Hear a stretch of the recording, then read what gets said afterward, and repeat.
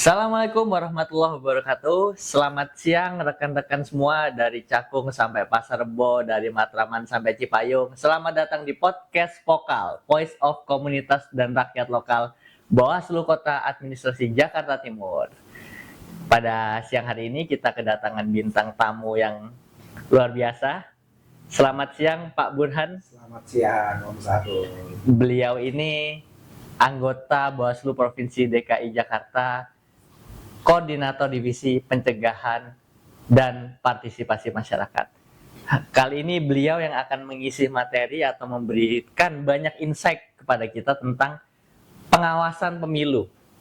Jadi vokal ini Pak, sederhananya podcast yang digunakan atau diselenggarakan oleh Bawaslu Jakarta Timur untuk berbicara soal pengawasan pemilu. Dan kali ini langsung saja, Bawaslu nggak kerja, Bawaslu tidak ngapa-ngapain.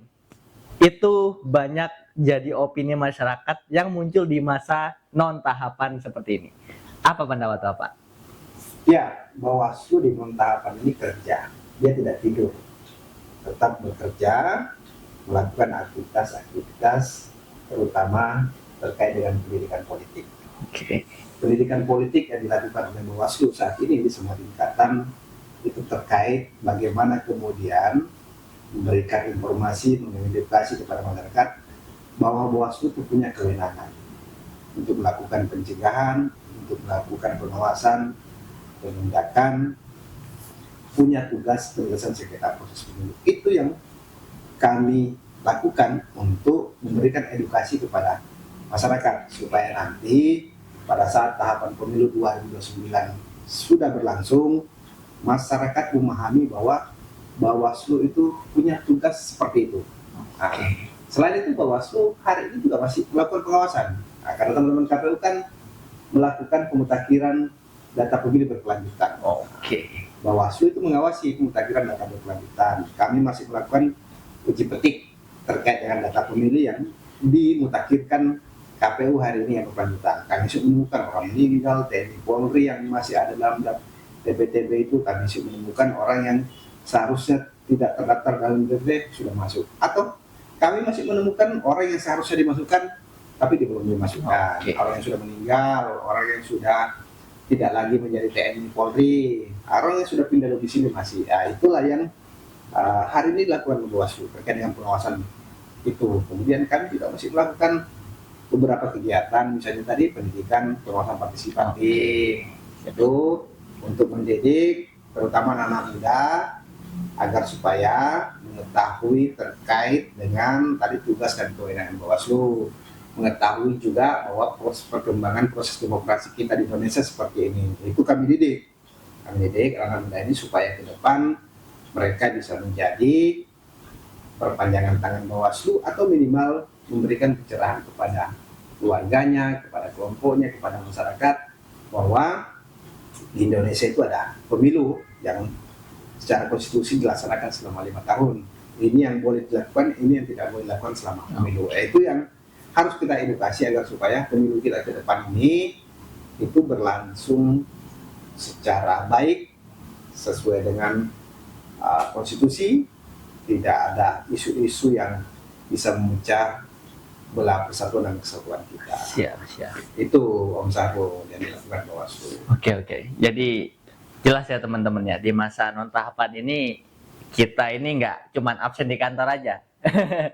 Di masa non tahapan ini kita udah dengar banyak nih dari Pak Burhan mengenai apa aja yang dilakukan Bawaslu ya. Salah satunya pendidikan. Jadi kalau ada orang yang kemudian menganggap Bawaslu itu tidur selama non tahapan, buka dong medsosnya seluruh Bawaslu. RI, provinsi sampai kabupaten kota, pasti itu aktivitasnya pasti selalu terupdate. Ada aktivitas apa aja di situ. Tadi konsolidasi demokrasi, bertemu dengan kelompok-kelompok masyarakat, berdiskusi, menerima audiensi kelompok-kelompok masyarakat. Itu adalah bagian dari kerja-kerja Bawaslu. Pendidikan politik, edukasi dan sebagainya. Nah, gini Pak, terkait pendidikan politik nih Pak, yang paling penting Pak.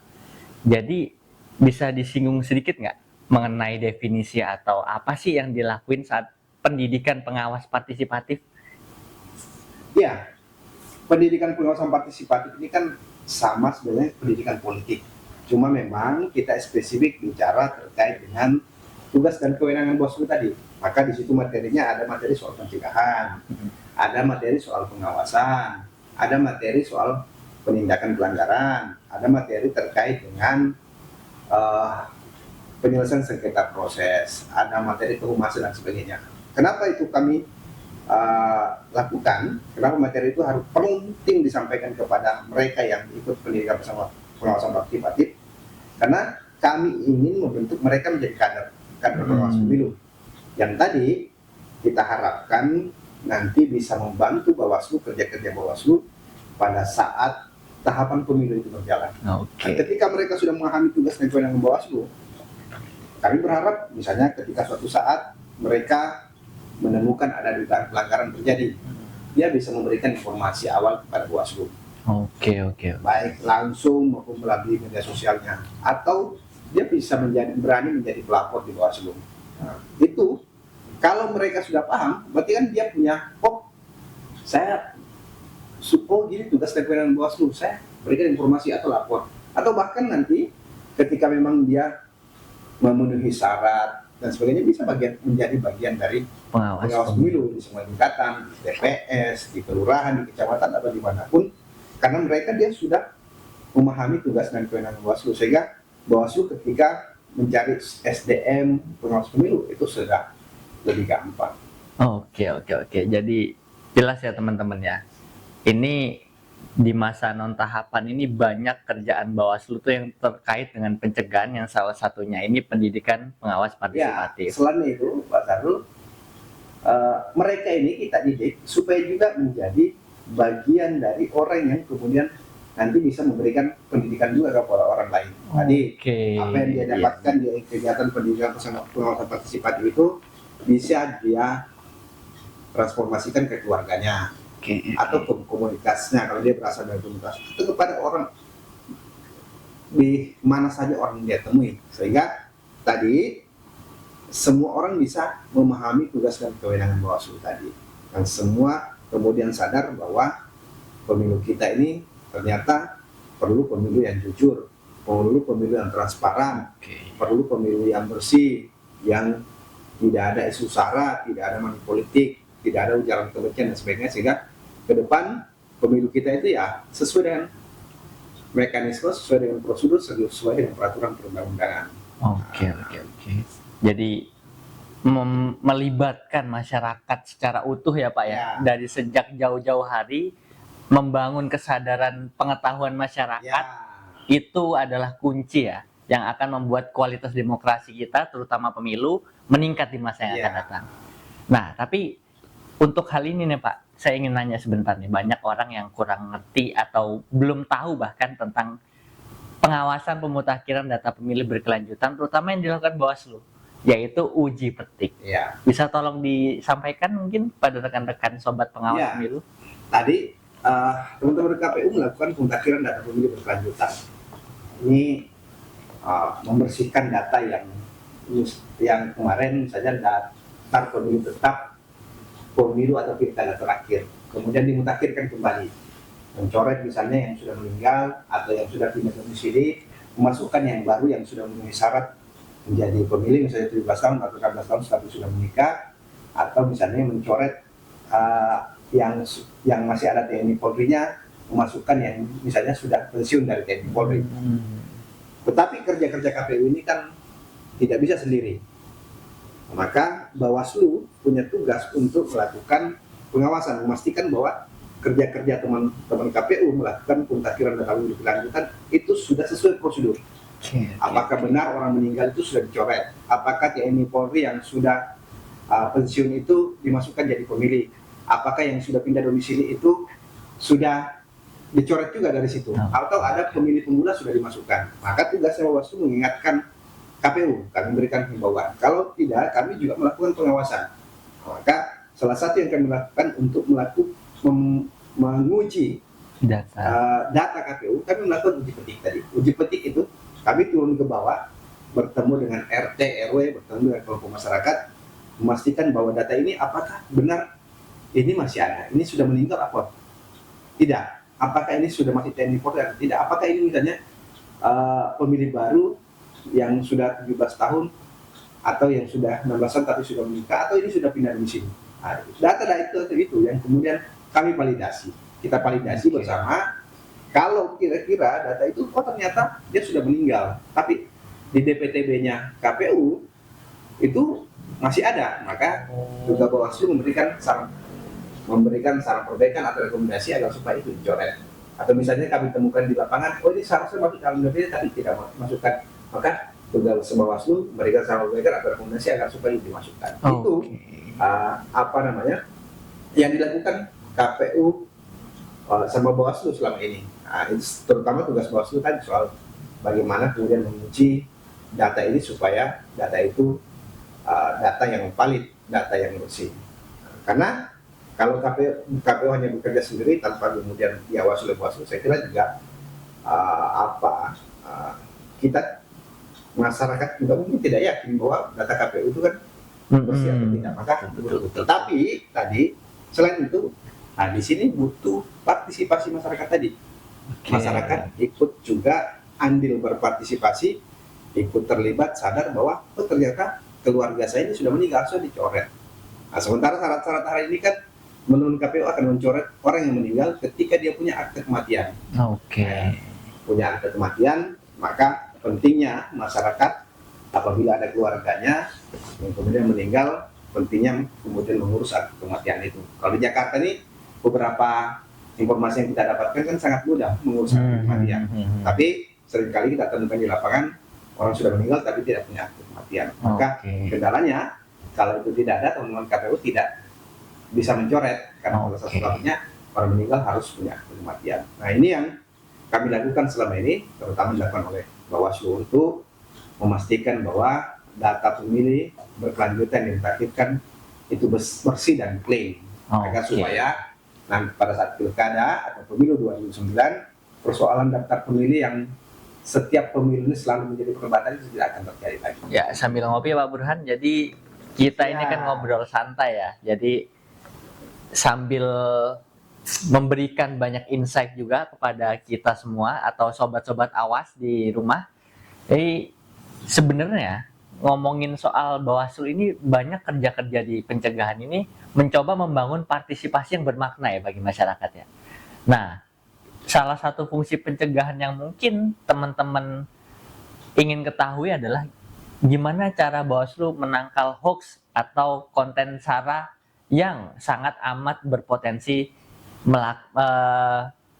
menyebabkan terjadinya perpecahan di masyarakat. Terutama saat pemilu nanti, kan pasti hal-hal itu yang harus dicegah oleh Bawaslu. Gimana kira-kira?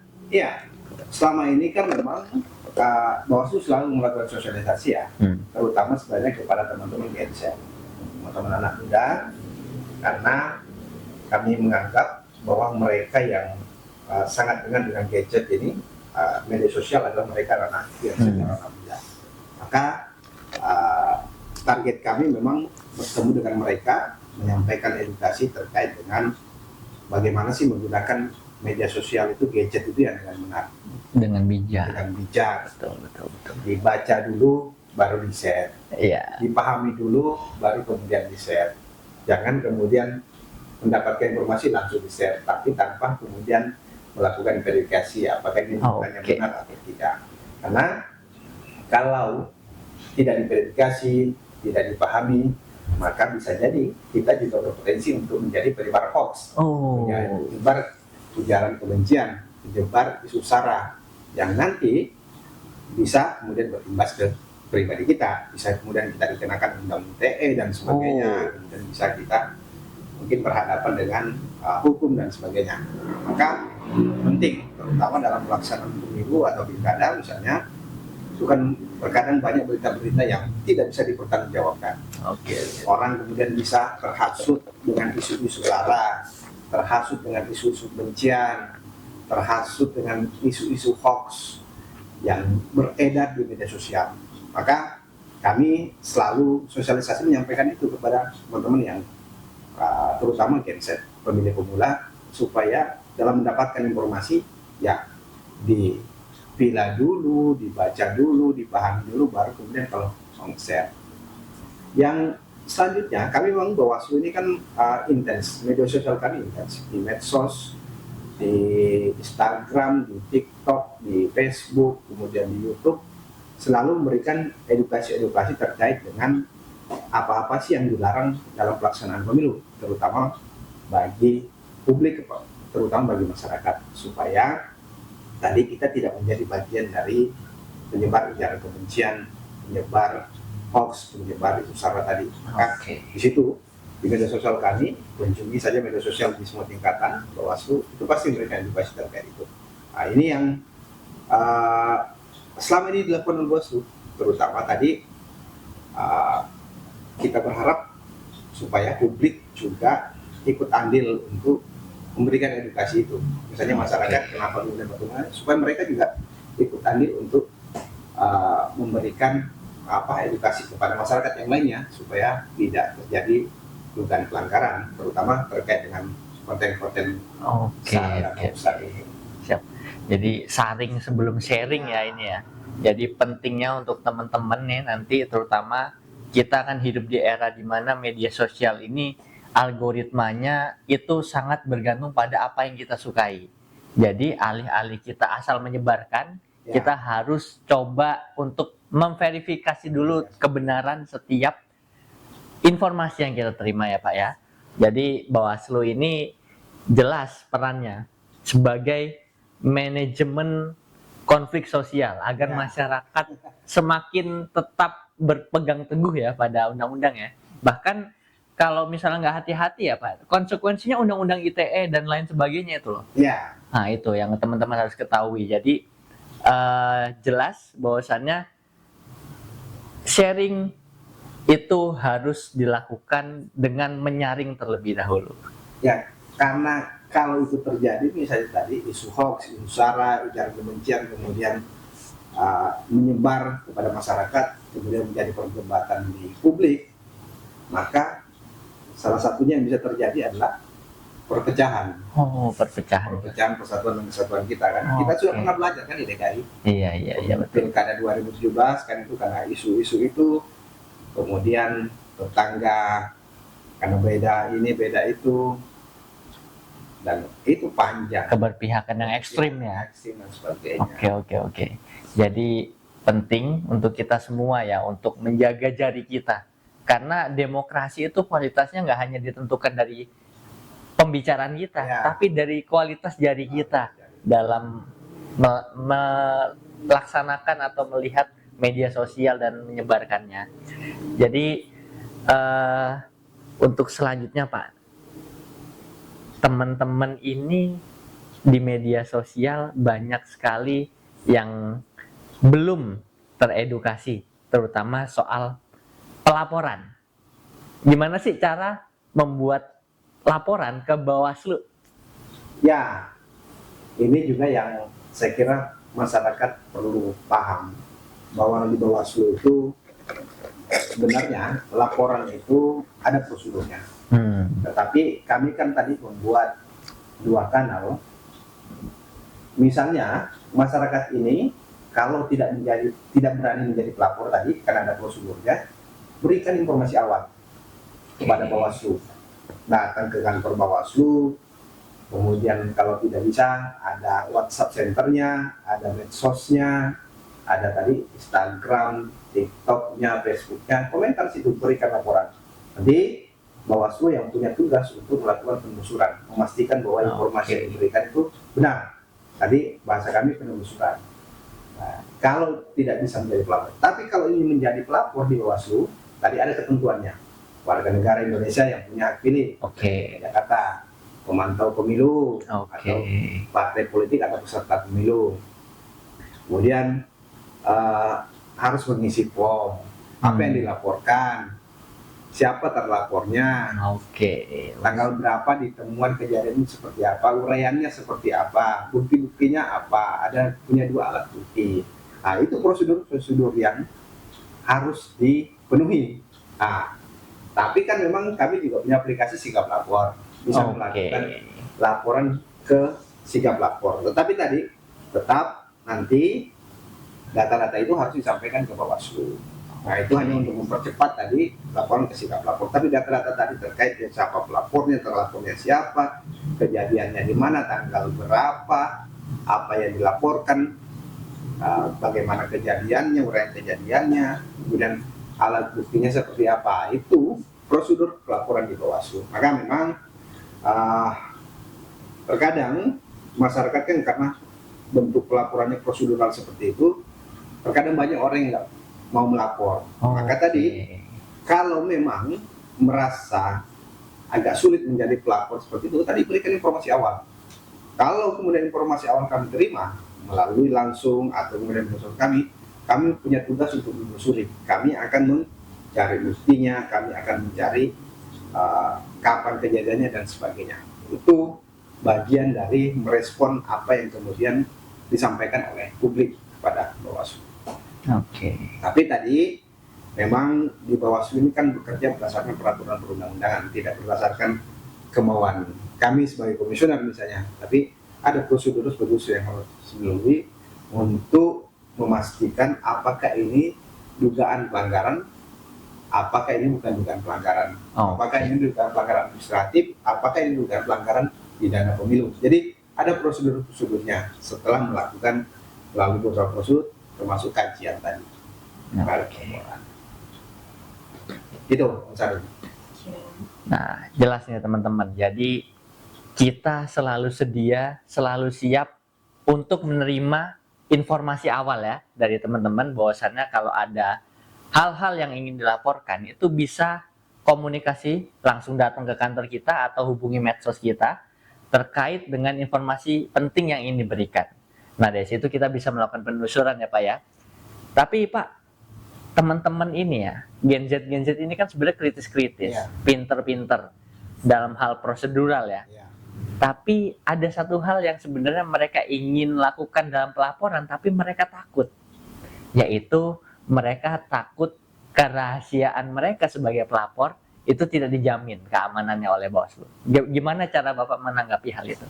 Iya, pelapor di Bawaslu itu sebenarnya dilindungi. Tidak akan dipublikasikan siapa pelapornya. Nah, jadi kalau ada yang datang melapor, itu tidak akan dipublikasikan.